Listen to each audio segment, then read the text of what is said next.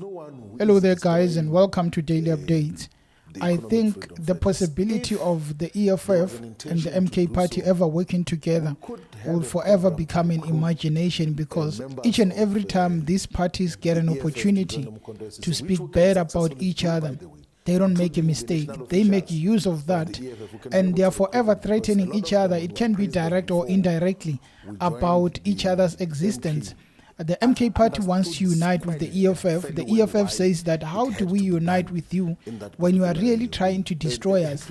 I mean, Floyd Shivambu just a day ago did an interview, an exclusive interview with the SABC, where he was speaking about a whole range of issues, including the Bushiri, which really, listening to him, I thought he's just spinning the whole issue of visiting Bushiri, but that is fine. So while being interviewed, he had some very interesting things to say about the EFF, the fact that they're not really poaching or trying to destroy the EFF, and if they did want to do that, it was going to be easy. But without speaking a lot, listen to this clip. One who is destroying the economic freedom fighters. If there was an intention to do so, we could have a program to recruit members of the EFF to join the Mkhonto system, which we can successfully do, by the way, including the national officials of the EFF. We can be able to recruit them, because a lot of them, when we appraised them before we joined the MK, as understood squarely and fairly well why it had to be done in that particular way, including provincial and regional leaders. It can be done, but we're not in a mission of trying to destroy the EFF. We're in a mission of having a political and ideological organizational decision and discussion as to how do we unite all the progressive forces. We're having, by the way, there's a model that we have had discussion with.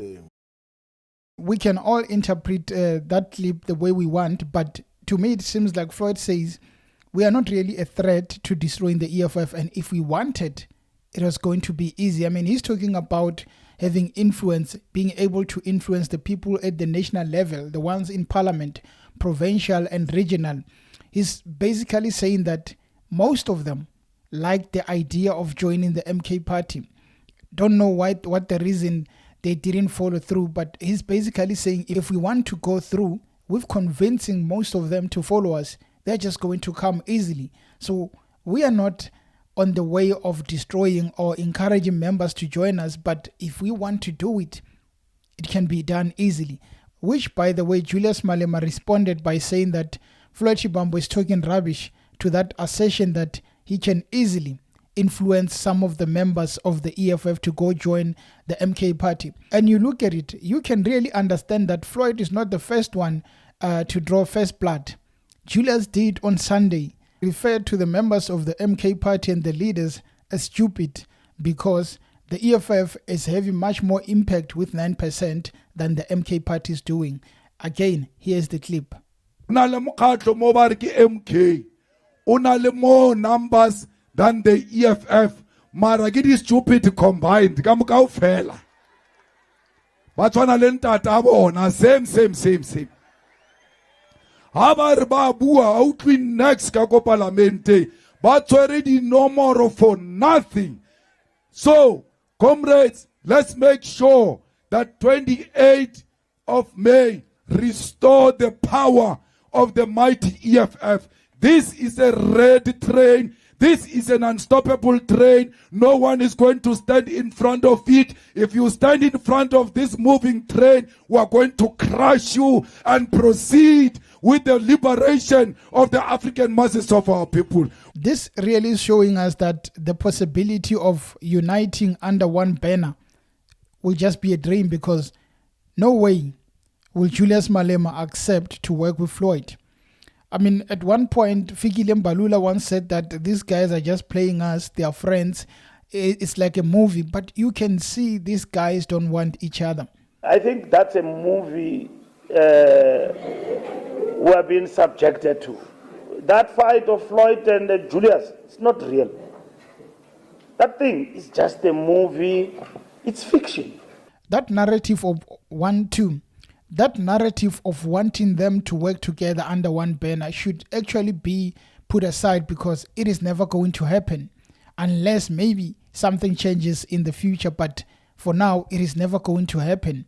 And you look at the scope of politics in South Africa, it shows that it is not really about working together. It is not really about advancing the people of South Africa. It is more about where can we make power? Where can we get power? Where can we make sure that we are in charge?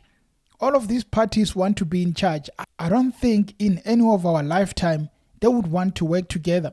If they do that, it is going to be a disaster. I mean, I saw Mbazi Mashilowa on X speaking about MK party, saying that it is looking like his former party, referring to COPE. You know what happened to the leadership of COPE where they started fighting. So basically working together, the EFF and the MK party is just going to be a dream. If they decide, let us work together, it is going to be a clash of egos. Take it for example, let's say we are dreaming. MK decides to work with the EFF. Who's going to be the leader of that party? Because Julius would not want to be led. He's going to say, okay, let us come together. I'm going to be the president. On the other hand, Zuma would not allow it. Floyd would probably not allow it. So that dream that we have of saying these guys might work together someday, I think people should really let go of it. Of course, there are a lot of challenges that we are having, and people would really want to see black people working under one banner. But the egos are not going to allow us. You look at Africa as a whole, that's how politics are shaped. These people never want to work together. Mugabe at one point got an opportunity to work with Changarai. The man never wanted it because in Africa, we want power. If you have sole power, you are enough. So why would you want then to negotiate or to report to another person who has the same power as you? That is the biggest problem that we are having. The issue of advancing Africa will never happen because the black leaders do not see working together as an opportunity to advance those who are under them. For them is about, if I am the sole power, then it means I am shaping my resume. So they care about their resumes rather than leading the people. It doesn't matter whether people are struggling, whether people are starving. Black leaders do not care about the people they lead, because if that was easy, you wouldn't have all these parties. You just have ANC and doing good. But ANC is not doing good. They are even giving billions of tenders to their friends. I'm speaking about lottery. You look at the issue of that, you really realize that poverty is never going to be a thing of history, because only the rich will keep getting richer, especially through politics and entrepreneurship. Anyway, guys, thank you for tuning into the channel, and until next time, cheers. Oh my God, let's see.